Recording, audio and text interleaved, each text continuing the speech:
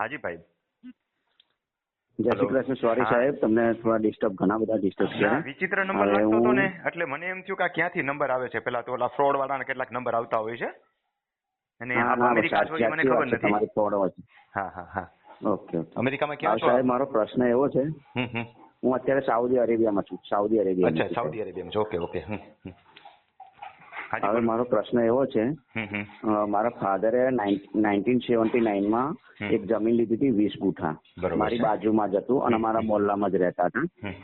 હવે એમને શું કર્યું કે એમના તે વખતે વેચાણનો 1 રૂપિયાના સ્ટેમ્પ પર દસ્તાવેજ લખી લીધું હતું અને સાક્ષીઓની સહી કરી હતી.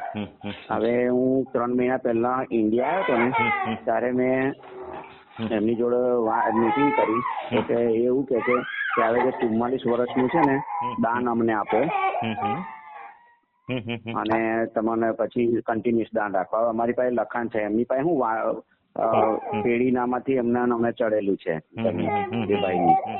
હવે એમના ફાધર મરી ગયા, મારા ફાધર બી એક્સપાયર થઈ ગયા અને સાક્ષો એ બધા એક્સપાયર થઈ ગયા. બરોબર. એટલે હવે કે અમારી જમીન છે. દસ્તાવેજ રજીસ્ટર્ડ હતો? ના સાહેબ, દસ્તાવેજ નહીં થયેલો. તો એ દસ્તાવેજ નથી તો એનું આવશે શું? કાયદાકીય મૂલ્ય શું એનું? આ કાયદાકીય સાહેબ એમને 1700 રૂપિયા આપેલા છે તે ટાઈમે અને સીમાડાની જમીન છે, બીજા ગામને લગતી છે. 1700 આપ્યાનો પુરાવો હોય ને તો પણ ન ચાલે. એ રકમ બાબતની વાત થઈ. દીવાની કોર્ટમાં જઈને રકમ વસૂલવાની રહી. દસ્તાવેજનું અમલીકરણ કરાવવું હોય તો દસ્તાવેજ જ જોઈએ જમીન ટ્રાન્સફર કરવા માટે. એ લોકો હવે માનતા નહીં કે હવે અમને જમીન પાછી આપો કેમ કે હું એ જ કહું છું કે તમારી પાસે દસ્તાવેજ નથી તો જમીન ઉપર હક દાવો એનો જ રહેશે. નીતિમત્તાથી તમે સાચા છો પણ કાયદાકીય દ્રષ્ટિએ તમારું કઈ ઉપજશે નહીં એમાં. કદાચ પૈસા તમે સાબિત કરી દેશો ને તો પણ પૈસા જ માગવાના રહે, જમીન નો માગવાની રહે. કારણ કે જમીન બાબતે તમારે સેલ્ફ જોઈએ. હવે અત્યારના ભાવે આપણે માગવી પડે કે એ જે ટાઈમે 1700 રૂપિયા હતા એ પ્રમાણે? ના. જુઓ, 1700 રૂપિયા તમે આપ્યા છે એ તમે જુદી રીતે આપ્યા છે. એ દસ્તાવેજ તરીકેનું લખાણ નથી ને તમારી પાસે. એટલે દસ્તાવેજનું લખાણ નહીં પણ વેચાણ લીધેલો છે એવું આપણે લખેલું છે. રજીસ્ટર્ડ દસ્તાવેજ નથી ને બાપુ, રજીસ્ટર્ડ દસ્તાવેજ નથી ને.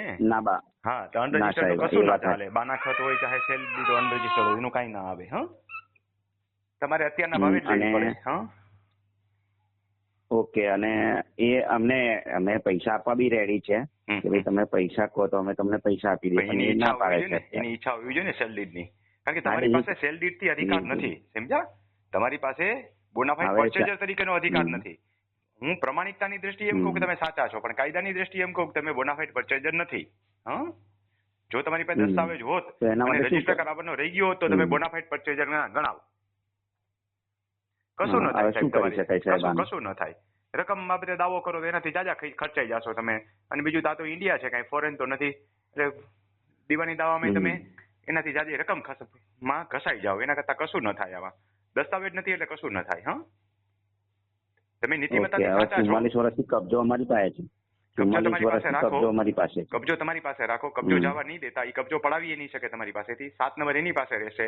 સમાધાનની ફોર્મ્યુલા ઉપર 50-50% અથવા એકબીજાને જે મગજમાં બેસે એને ખરીદ્યું હોય તો એ તમને પૈસા આપી દે, તમારે ખરીદ્યું હોય તો તમારે પૈસા આપવાના રહે. જે ડીલ કરતા જે પતે. અને હું તો કહું છું સમાધાનકારી રસ્તો એ કહેવાય. સાંભળો, સમાધાનકારી રસ્તો એ કહેવાય બે જણા ભેગા બેસાય અને કહેવાય હાલો આપણે બોલતા જઈએ. જે ઊંચી બોલી બોલે એ લઈ જાય જમીન. સમજાણું? આ રસ્તો નીકળી જાય તમારો. અને જો સમજદાર માણસ હોય તો આપણે લોયર ને મળે તો લોયરે મને એવું કહ્યું કે તમે કેવીએટ દાખલ કરી દો.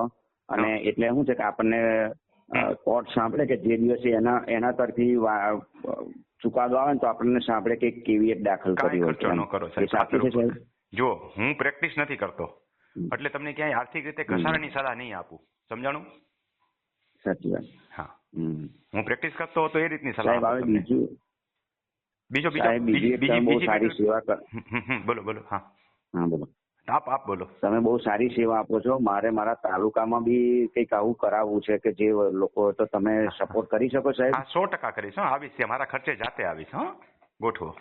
ના, હું તમને મારા ખર્ચે બધું બોલાવીશ સાહેબ અને એકવાર કેમ્પ કરાવીશું. એવું નથી કરવું. હું મારા ખર્ચે જ આવીશ. ત્યાં તમે બાકીની વ્યવસ્થા કરો. ખેડૂત ભાઈઓ માટે કઈ ખર્ચ કરવો પડે તો કરો. ગોઠવો, હું આવીશ. ઓકે સાહેબ. વોટ્સએપમાં તો આના તમારું માટે એ તો ગામનું હું નામ, ઇન્ડિયા આવીશ સરનામું, ને તાલુકો એવું બધું લખજો. હા, વોટ્સએપમાં એટલે હું સેવ કરી લઉં. હા, આપનું નામ વગેરે. ફેબ્રુઆરીમાં આવીશ ને, હાજી હાજી. ફેબ્રુઆરીમાં આવીશ ને તો હું બરોડાથી તમને સ્પેશિયલ જો તમે પરમિશન આપશો ને તો હું મળવા આવીશ અને આપણે ભલે પછી આવજો. કેમ્પનું ગોઠવીશું સર. હાજી હાજી, આવજો મળવા, મને આનંદ થશે. હા, આપ આવશો તો. ઓકે, હું ઘણો પ્રભાવિત છું, તમારા બધા જ વિડીયો મેં જોયા અને એટલે એ છે. તો હવે આને આપણે હક જ આપણે જે ખેડૂત હક આપણે ચાલુ જ રાખીએ, બરાબર છે. જયારે થાકીને આવે ત્યારે કરીશું. અમે એકવાર મીટિંગ કરી સાહેબ એમની જોડે, પણ એ માનતા નહીં, એ પાછી જ માગે છે અને 44 વર્ષનું દાન માગે છે. ના, એવું કશું નથી છે, ત્યાં જેમ છે એમ રહેવા દો. હા, વિશેષમાં તમે આવો ત્યારે વાતચીત કરશો. હાલો ને. હા, ઓકે સાહેબ, થેન્ક યુ વેરી મચ. ભલે, આવજો.